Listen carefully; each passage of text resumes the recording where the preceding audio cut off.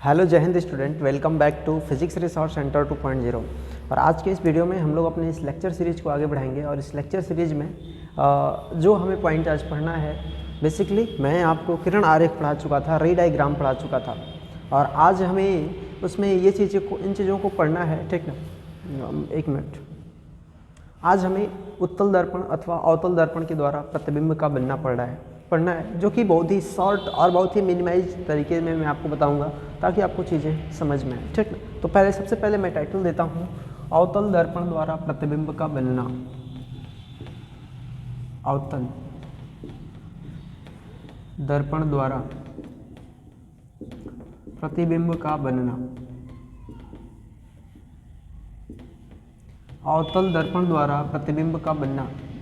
ठीक ना, मतलब कि जो भी प्रतिबिंब बनेंगे अवतल दर्पण के द्वारा, मैंने आपको ये बताया था अवतल दर्पण या फिर किसी भी दर्पण के द्वारा प्रतिबिंब बनने के लिए हमें कई सारी चीज़ों का बहुत ही गहन अध्ययन होना चाहिए। मतलब उसका एक प्रॉपर वे होना चाहिए ताकि हम उसको क्लासीफाई कर सकें, उसको वर्गीकृत कर सकें, तब जाके हमें ये चीज़ें समझने में आसानी मिलेगी। सबसे पहले मैं एक टेबल बनाता हूँ, सारणी बनाता हूँ, तो आपको समझ में आएगा। चलिए, तो मैं इधर ही अपना टेबल बनाता हूँ छोटा सा। यहाँ पर मैं लिखता हूँ क्रम संख्या लिखता हूँ। ठीक ना, इसके बाद मैं लिखता हूँ वस्तु की स्थिति मैं यहाँ पर लिखता हूँ। अगले टेबल में मैं लिखता हूँ प्रतिबिंब की स्थिति। छोटा छोटा करके लिखेंगे तो शायद सब बांट जाएगा। प्रतिबिंब की स्थिति। अगला प्रतिबिंब का आकार।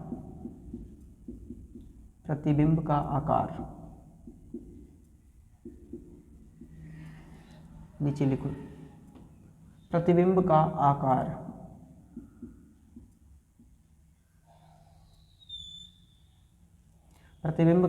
ठीक ना। अगला प्रतिबिंब की स्थिति हो गया, प्रतिबिंब का विन्यास तथा प्रकृति। प्रतिबिंब की प्रकृति तथा विन्यास। इन सब की बात मैं पिछले वीडियो में कर चुका हूँ, आप उसको वहाँ से देख सकते हैं। ठीक ना, तो इस तरह से करके मैंने टेबल बना लिया। ठीक ना, और इस टेबल में अब हम लोग एक एक करके सब कंडीशंस को पढ़ते जाएंगे कि अवतल दर्पण के द्वारा जो प्रतिबिंब का बनना है, ठीक ना, उसकी स्थिति को कैसे हम लोग क्लासीफाई करेंगे। ठीक ना, एक मिनट बस।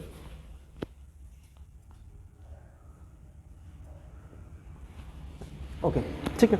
अब चलिए, तो यहाँ पर मैंने देखा क्रम संख्या, वस्तु की स्थिति, प्रतिबिंब की स्थिति, प्रतिबिंब का आकार, प्रतिबिंब की प्रकृति तथा विन्यास। इस तरीके से करके हमने टेबल बना लिया और इसमें एक एक करके हम सबको पढ़ते जाते हैं। ठीक है, सबसे पहले हम लोग जो पहली इसमें क्रम संख्या पहली में लेंगे, यहाँ पर लिखता हूँ फर्स्ट, जो पहले हमारा क्रम संख्या होगा, वस्तु की स्थिति को हम लोग अनंत पर रखते हैं। कहाँ पर रखते हैं? अनंत पर रखते हैं। ठीक ना, चलिए अनंत पर यहाँ पर मैं इसका चित्र बना के दिखाता हूँ।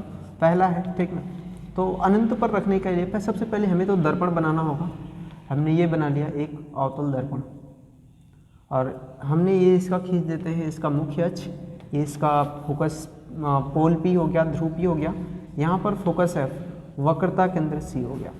मान लेते हैं कि वस्तु कहीं अनंत पर स्थित है। ठीक ना, अनंत पर स्थित है। अनंत पर का मतलब कुछ यहाँ पर स्थित हो सकती है। जब वो अनंत पर स्थित होगी तो उससे जो आने वाली रे ऑफ लाइट होगी वो कैसे होंगे? समांतर आएंगी किरणें।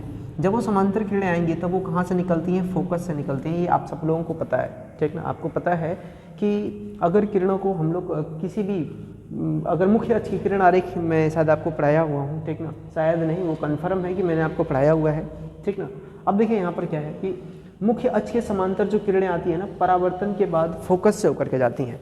अगर वो फोकस से होकर के जाती हैं तो इस पॉइंट से करके निकल जाती हैं। ठीक ना, अब इस प्रकार से, अब ये अनंत पर है तो कौन भरोसा कहाँ पर है? यहाँ पर नीचे से भी मान लेते हैं कोई एक रेज आई, जब ये रेज आई तो ये निकल करके कहाँ से गई? इसके मुख्य फोकस से होकर के निकल गई। ठीक ना, अब ये किरणें एक दूसरे को जहाँ पर काटेंगी वही प्रतिबिंब है, क्योंकि वस्तु तथा प्रतिबिंब वाले वीडियो में मैंने आपसे ये बात किया था कि दर्पण से परावर्तन के पश्चात जो परावर्तित किरणें होती हैं जिस बिंदु पर एक दूसरे काटेंगी वहीं पर क्या बनेगा? प्रतिबिंब बनेगा। तो अब आप यहाँ पर देखिए, प्रतिबिंब एक दूसरे को किरणें कहाँ पर काट रही हैं? फोकस एफ पर काट रही हैं। तो पहला कंडीशन वस्तु की स्थिति क्या है, वस्तु की स्थिति यहाँ पर की लिखना भूल गए, वस्तु की स्थिति अनंत है तो प्रतिबिंब की स्थिति कहाँ पर है, फोकस एफ पर, फोकस एफ पर, ठीक ना। अब देखिए प्रतिबिंब का आकार कितना बड़ा दिख रहा है, छोटा आकार का दिख रहा है ना, तो लिख सकते हैं बिंदु आकार का, बिंदु आकार का छोटा सा। प्रकृति कैसा है, अब देखिए किरणें वास्तव में काट रही हैं एक दूसरे को, ठीक ना। अब ऐसा नहीं है कि ये मिलती हुई या फिर अपसरित होती हुई प्रतीत नहीं हो रही हैं, ठीक ना, अर्थात ये वास्तव में काट रही हैं, अभिसरित हो रही हैं। तो यहाँ पर जो प्रतिबिंब बनेगा वो क्या बनेगा, वास्तविक बनेगा। और वास्तविक इमेज के साथ हमेशा कॉम्बिनेशन होता है उल्टा का, तो वास्तविक बनेगा और कैसा बनेगा, उल्टा बनेगा। तो ये हो गई हमारी पहली कंडीशन, आप लोग इसे याद रखेंगे, फर्स्ट कंडीशन को, ठीक है। इस प्रकार से अब मैं दूसरी कंडीशन की बात करता हूँ, इधर का मैं थोड़ा सा इरेज करता हूँ दूसरी कंडीशन। और दूसरी कंडीशन को हम लोग वस्तु को अब सी से दूर रखेंगे, सी से दूर रखेंगे। सी से दूर का मतलब वक्रता केंद्र से दूर रखेंगे, मुख्य अक्ष पर ही रखेंगे परंतु वक्रता केंद्र से दूर। ये तो अनंत की पोजीशन थी। अब अनंत पर किरण को यहाँ पर भी वस्तु को लेंगे ना, तो उसका फोकस जरूरी नहीं कि बिल्कुल इस पॉइंट पर बने, वो फोकस तल पर भी बन सकता है। फोकस तल उसका ये होगा, अब फोकस तल में यहाँ बने, कहीं पर भी, मतलब फोकस तल में ही बनेगा। अनंत की कोई भी पोजीशन ले सकते हैं, ठीक है। अब चलिए, तो हम लोग अब दूसरे पर वक्रता केंद्र से दूर रखते हैं वस्तु को। तो चलिए फिर यहाँ से हम लोग बनाते हैं, ये हमारा एक मिरर हो गया और तुल दर्पण, ये इसका मुख्य अक्ष हो गया, ये पोल पी हो गया, ये फोकस एफ हो गया और ये वक्रता केंद्र क्या हो गया, सी, ठीक। अब देखिए वक्रता केंद्र से दूर वस्तु को रखना है तो कहीं यहाँ पर हमने रख दिया वस्तु को, ठीक ना, या फिर आप इससे थोड़ा सा और भी दूर ले लीजिए तो आपका डायग्राम और भी बेहतर बनेगा, ठीक ना। तो यहाँ पर मैं वस्तु को रख लेता हूँ।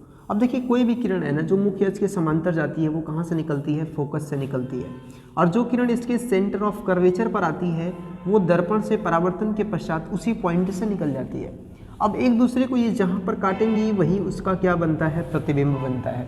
तो अगर यहाँ पर इमेज ए बी था तो यहाँ पर क्या बन जाएगा, ए डैश बी डैश बना।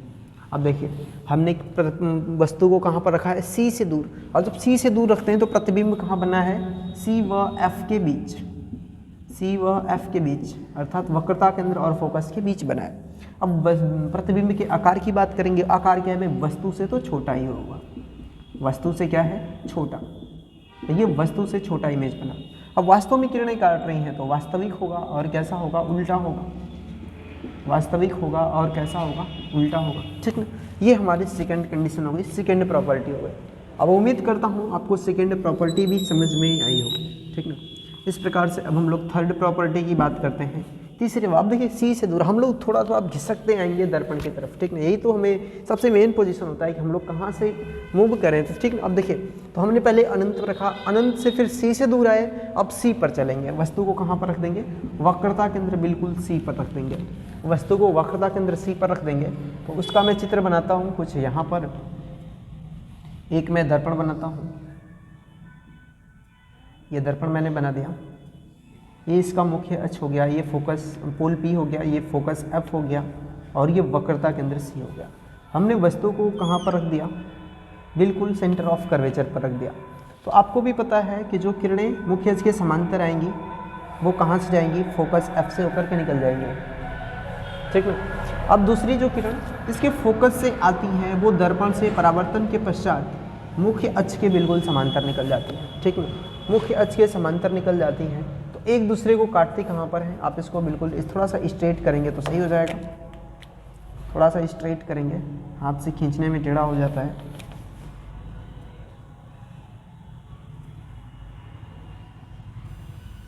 ठीक ना। बिल्कुल स्ट्रेट खींचेंगे तो सीधा हो जाएगा। अब यहाँ पर जो इमेज जो इसका प्रतिबिंब बन रहा है वो बिल्कुल सी पर ही बन रहा है और नीचे बन रहा है, ठीक ना। अब देखिए जब वो सी पर बन रहा है, नीचे ही बन रहा है, तो यहाँ पर क्या बताएंगे, जब वस्तु को सी पर रखे हैं तो प्रतिबिंब की स्थिति क्या है, सी पर ही है। और कैसा होगा, तो भाई जितना बड़ी वस्तु होती है उतना बड़ा प्रतिबिंब होता है वक्रता केंद्र पर, तो उसे लिखेंगे वस्तु के बराबर, वस्तु के बराबर बना, ठीक है। अगला कैसा है, किरणें तो वास्तव में काट रही हैं, तो फिर से वही कंडीशन, वास्तविक और उल्टा, वास्तविक और उल्टा, ठीक है। इसके बाद ये हमारी थर्ड कंडीशन थी। थर्ड कंडीशन के बाद अब हम लोग चलते हैं अगला फोर्थ कंडीशन पर, कि हमने अब सी पर वस्तु को तो रख लिया है, अब हम लोग सी व एफ के बीच में रखेंगे, सी व एफ के बीच, C व F के बीच वस्तु को रखेंगे। अब हम लोग फोर्थ अपने डायग्राम को देखेंगे। ये हमारा अवतल दर्पण हो गया, ये पोल P, फोकस F और सेंटर ऑफ कर्वेचर C। हम लोग वस्तु को कहाँ पर रखते हैं? C व F के बीच रखते हैं, ठीक ना। देखिए जैसे ही हम लोग C व F के बीच वस्तु को रखते हैं तो जो किरण इसके कहाँ से आती है, ठीक ना, फोकस से आती है, वो तो सॉरी मुख्य अक्ष के समांतर आती है, तो वो फोकस से निकल जाती है। जो किरण इसके फोकस से आएगी वो किरण दर्पण से परावर्तन के पश्चात मुख्य अक्ष के समांतर हो जाती है, ठीक ना। तो मुख्य अक्ष के समांतर एक दूसरे को ये किरणें जहाँ पर काटेंगी वहीं उसका क्या बनेगा? प्रतिबिंब बनेगा। तो किरणें एक दूसरे को कहाँ पर काटी हैं? यहाँ पर काटी हुई है।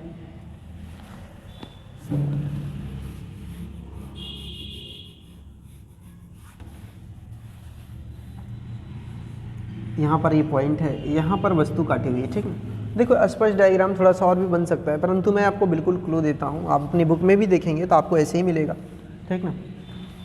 अब देखिए, तो C व F के बीच वस्तु को रखा तो प्रतिबिंब कहाँ बनता है? C से दूर बनता है, वक्रता केंद्र से दूर बनता है, ठीक ना। C व F के बीच अगर वस्तु को रखा जाए तो प्रतिबिंब जो है वक्रता केंद्र से दूर बनता है। अब प्रतिबिंब देखिए वस्तु जितना बड़ी है उससे कहीं छोटा है, ठीक ना। तो सॉरी प्रतिबिंब उससे बड़ा है, तो अब यहाँ पर लिखेंगे वस्तु से बड़ा, वस्तु से बड़ा प्रतिबिंब बनता है। तो वस्तु से बड़ा प्रतिबिंब बना, किस पर बना है? C से दूर बना है, ठीक ना। अब वास्तव में किरणें काट रही हैं तो यहाँ पर भी क्या होगा? वास्तविक और उल्टा, वास्तविक और उल्टा चित्र बना, ठीक। ये हमारा चौथा कंडीशन हो गया। नेक्स्ट अब हम लोगों की जो अगली कंडीशन होगी, देखिए ये हमारी चौथी कंडीशन थी। पांचवी कंडीशन की बात करेंगे तो C व F के बीच रख चुके हैं, अब हम लोग वस्तु को बिल्कुल F पर रखेंगे, ठीक ना। वस्तु को कहाँ पर रखेंगे? F पर रखेंगे। अब F पर रखेंगे तो उसके लिए क्या कंडीशन होगी? अब मैं ऊपर के इस चित्र को मिटाता हूँ, तब मैं फिर लिखूँगा, ठीक ना। अब मैं उम्मीद करता हूँ कि आपको ये डायग्राम वगैरह समझ में आए होंगे सब।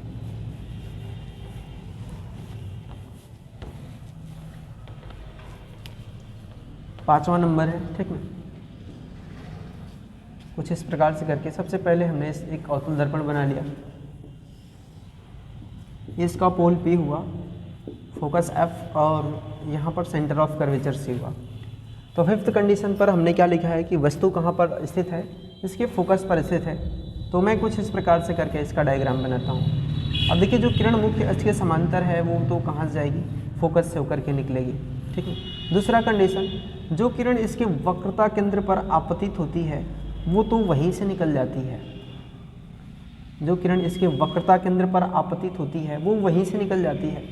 तो ये किरणें एक बिल्कुल पैरेलली हैं, बिल्कुल समांतर हैं एक दूसरे के, तो कहीं पर भी नहीं काटती हैं, और काटती हैं तो अनंत पर काटती हैं एक दूसरे को। जैसे ही हम लोग वस्तु को F पर रखते हैं तो इसका जो प्रतिबिंब बनता है वो अनंत पर बनता है, ठीक है, इन्फिनिटी पर बनता है प्रतिबिंब अनंत पर। कैसा बनेगा? उसके लिए हम लोग कुछ भी नहीं करेंगे, वस्तु से बड़ा बनेगा तो विवर्धित इसको बना देते हैं। ये कैसा होगा? विवर्धित होगा, अत्यंत बड़ा हो सकता है। कैसा हो सकता है? विवर्धित होगा, उसके लिए कोई कंडीशन नहीं हमारे पास, ठीक है। तो और होगा कैसा? तो वास्तविक होगा तथा उल्टा, वास्तविक और उल्टा। एंड जो इसका जो हमारा लास्ट पॉइंट होगा, जो छठे नंबर का जो कंडीशन होगा, वो छठी कंडीशन कौन सी होगी? वस्तु को हम लोग F व P के बीच रखेंगे, ठीक है, F व P के बीच, फोकस व पोल के बीच। अब देखिए वस्तु को फोकस और पोल के बीच में रख देंगे, यहाँ से यहाँ के बीच रख देंगे वस्तु को, तब उसका इमेज कैसा बनेगा? तो मैं इधर का इसको मिटाता हूँ, देन आफ्टर मैं इसको बनाऊंगा। छठा कंडीशन, ठीक है, ये हमारा अवतल दर्पण हुआ, ये P, F और इधर ये C। हम लोग वस्तु को कहीं यहाँ पर रख रहे हैं। जैसे वस्तु को यहाँ पर रखेंगे तो जो किरण मुख्य इसके समांतर वो फोकस से निकलेगी, और जो किरण इसके सेंटर ऑफ कर्वेचर से होकर के गुजरेगी वो सेंटर ऑफ कर्वेचर से ही निकल जाएगी, सेंटर ऑफ कर्वेचर से निकल जाएगी। और जब वो सेंटर ऑफ कर्वेचर से ही निकल जाती है तो ये किरणें इधर तो एक दूसरे को कहीं पर भी नहीं काटती हैं, परंतु ये आभासी रूप से कहीं पीछे मिलती हुई प्रतीत होती हैं। जब ये पीछे जिस स्थान पर मिलती हुई प्रतीत होती हैं उस स्थान पर उसका प्रतिबिंब बनता है। तो हमने कहाँ पर रखा है? वस्तु को फोकस व ध्रुव के बीच रखा है, तो प्रतिबिंब अब कहाँ बनता है? दर्पण के पीछे, दर्पण के पीछे।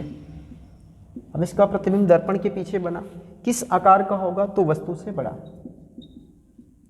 वस्तु से बड़ा, और होगा कैसा दिख रहा है, सीधा। तो आभासी तथा सीधा जब वो दर्पण से पीछे रहेगा तब। तो आभासी तथा सीधा, ये हमारे टोटल 6 कंडीशन हो गई अवतल दर्पण में, जो कि हमने देखा अवतल दर्पण के द्वारा प्रतिबिंब के बनने में। ठीक है, तो 6 कंडीशन में पहले हम लोग अनंत पर रखते हैं, अनंत पर रखने के बाद पुनः फिर अब उसको सी से दूर रखते हैं, फिर तीसरी कंडीशन में सी पर रखते हैं, फोर्थ में सी व एफ के बीच रखेंगे, और फिफ्थ में एफ पर रखेंगे, फिर एफ व पी के बीच रखेंगे। ठीक ना, तो ये हमारी टोटल 6 कंडीशन हो जाती है अवतल दर्पण में। एंड लास्ट जो होगा हमारा उत्तल दर्पण के द्वारा प्रतिबिंब का बनना, उसमें केवल हमारी 2 कंडीशन है और हम लोग उसी को समझेंगे। ठीक ना, तो मैं इसे इरेज कर देता हूँ।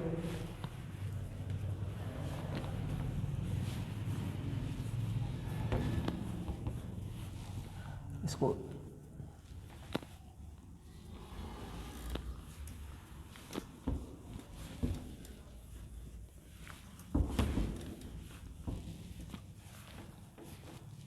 टाइटल देते हैं हम लोग फिर से, उत्तल दर्पण द्वारा प्रतिबिंब का बनना।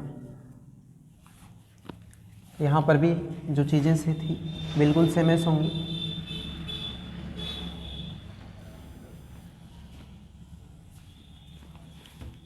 सबसे पहले उत्तल दर्पण में देखिए क्रम संख्या हम लोग फर्स्ट में देखेंगे। सबसे पहले जो चीज़ें आएंगी वो क्या आएंगी, और उत्तल दर्पण है तो उत्तल दर्पण कुछ इस प्रकार से बनेगा। और आप ध्यान देंगे कि उत्तल दर्पण में इसका जो पोल इधर पी हुआ, फोकस एफ हुआ और वक्रता केंद्र सी, तो फोकस और वक्रता केंद्र दोनों पालिशदार सतह की तरफ है, इसलिए इधर वस्तु को रखना संभव नहीं है।